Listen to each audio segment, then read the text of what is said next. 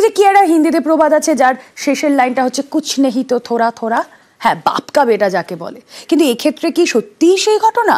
পূর্ব মেদিনীপুরের কথা বলছি, কেন বলছি তার কারণ দলবল নিয়ে পুরপ্রধানের দাদাগিরি আর বাবা অখিলের পর এবার বিতর্কে ছেলে সুপ্রকাশ গিরি। কাথির পুরপ্রধান সুপ্রকাশ গিরির ভিডিও ভাইরাল, জমি দখলের অভিযোগে হুমকি হেনস্থা ভাইরাল ভিডিও আগে দেখুন, সেখানে রণংদেহী সুপ্রকাশ।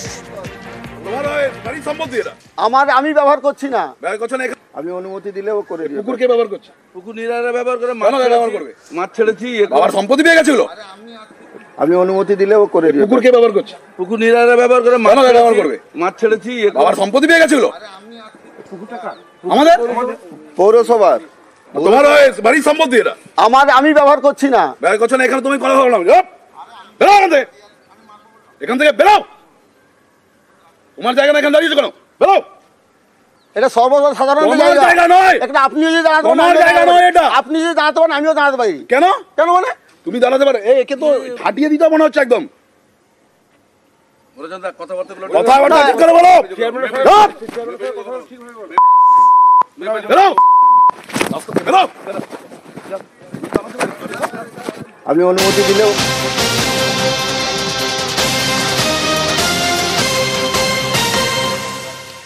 পুরপ্রধান আসলে তিনি অভিযোগ করছেন সরকারি জমি দখল হয়ে গিয়েছে, পাল্টা হুমকি এবং দুর্ব্যবহারের অভিযোগ সুপ্রকাশের। আসুন আমরা সরাসরি চলে যাই, আমাদের প্রতিনিধি সুজিত রয়েছেন সঙ্গে, সুজিত ভৌমিক রয়েছেন সঙ্গে।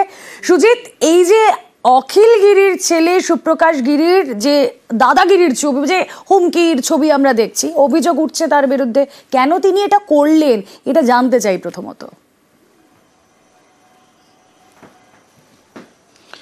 রুমিলা, দেখো তুমি যে কথা বলছিলে যে দাদাগিরি, এটা দাদাগিরিরই ছবি, কারণ ভাইরাল হয়েছে যে ছবি, সেই ছবি কিন্তু তৃণমূলের বড় অংশ ভালো চোখে দেখছে না। কারণ যে ঘটনা ঘটানো হয়েছে, যে ছবি আমরা দেখাচ্ছি, যে ছবি দেখছে মানুষ ভাইরাল ভিডিওর মাধ্যমে, সেখানে দেখা যাচ্ছেন তিনি চেয়ারম্যান, কাঁথি পুরসভার যদি চেয়ারম্যান হন, যদি কোনো রকম কোনো কিছু ভুল দেখেন, সেই ভুল দেখার পর তিনি আইনিভাবে এভাবে কি করতে পারেন, এভাবে কি করা যায়, আইন হাতে নিয়ে তিনি গেলেন এবং রীতিমতো চড়াও হলেন।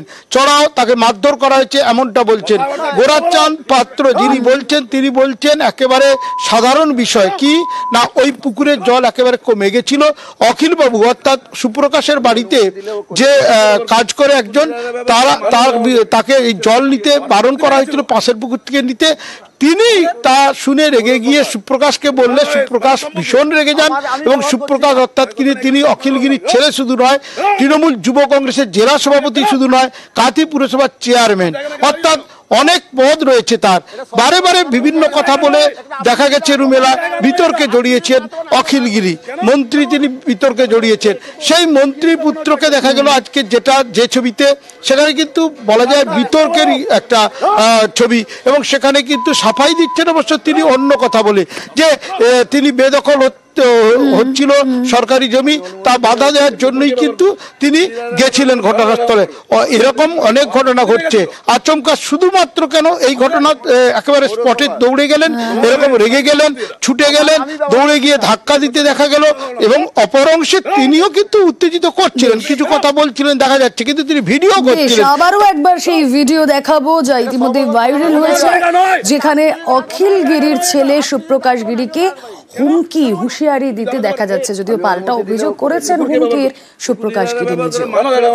মাছ ছেড়েছি, আবার সম্পত্তি পেয়ে গেছিল। আমাদের পৌরসভার তোমার বাড়ির সম্পত্তি এটা। আমি ব্যবহার করছি না। ব্যবহার করছো না, এখানে তুমি কথা বললাম। বেরো এখান থেকে, বেরো। তোমার জায়গা না, এখানে দাঁড়িয়েছো কেন? বেরো। এটা সর্বসাধারণ জায়গা নয়। আপনি যদি দাঁড়াতে তোমার জায়গা নয় এটা। আপনি যদি দাঁড়াতে পারেন আমিও দাঁড়াতে পারি। কেন? কেন মানে তুমি দাঁড়াতে পারো? একে তো ফাটিয়ে দিতে মনে হচ্ছে একদম। কথাবার্তা ঠিক করে বলো।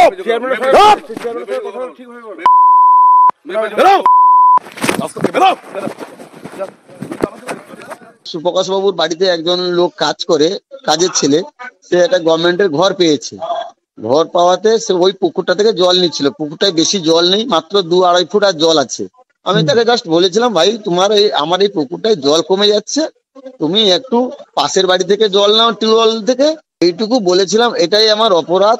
ওখানে এসে একটা বাইক থেকে একটা ছেলেকে নিয়ে এসে আমাকে ধাক্কাধাক্কি, চেয়ারম্যান নিজে খুব ধাক্কাধাক্কি করেছে, তারপরে ওই ছেলেটা ধাক্কাধাক্কি করেছে, অশ্লীল গালাগালি করেছে এবং মারধর করে গেছে। চেয়ারম্যান নিজেই খুদ করেছে এটা। সরকারি জায়গা দখল করতে যাচ্ছিল, দখলদারকে লোকজন নিয়েছে, আমি পৌঁছলে অসভ্য গাজায় গালিগালাজ করে এবং জুন মাস থেকেই নোটিশ দেওয়া হয়েছিল পৌরসভার। পৌরসভার নোটিশ মানছিল না, ভেবেছিল উৎসবের সময় সবাই ব্যস্ত আছে, ওই সময় দখল করে নেবে। এলাকার লোকজন খবর দিলে আমি ওখানে গিয়ে পৌঁছতেই আমাকে গালিগালাজ, পুলিশকে জানিয়েছি। ইতিমধ্যে জুন মাস থেকে 7 বার নোটিশ হয়েছে, এই নোটিশের কোনো ভ্রুক্ষেপ করেনি, যতবারই মাপযোগ করতে গেছে ফিরিয়ে দিয়েছে। আয় বৃদ্ধি, ব্যয় কাটছাট, আর তাতেই সঞ্চয় 1,25 লক্ষ টাকা গতবারের থেকে, যা অনেকটাই বেশি। বিভিন্ন পুরসভার কোষাগারে যখন টান, তখন পথ দেখাচ্ছে আলিপুরদুয়ার।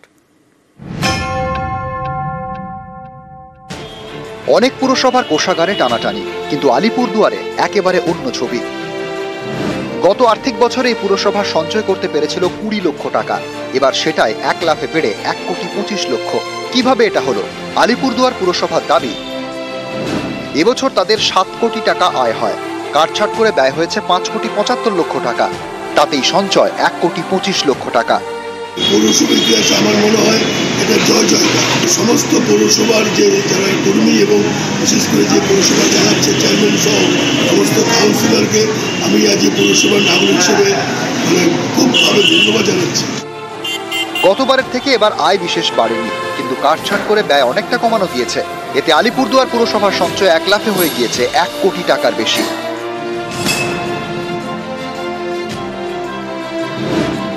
কাটছাট করা হয়েছে গাড়ির তেলের খরচে, বিদ্যুতের অপচয় বন্ধ করা হয়েছে, কমানো হয়েছে পুরসভার অনুষ্ঠানের টিফিন খরচ, পুরসভার বিভিন্ন অনুষ্ঠান করার খরচও কাটছাট করা হয়েছে।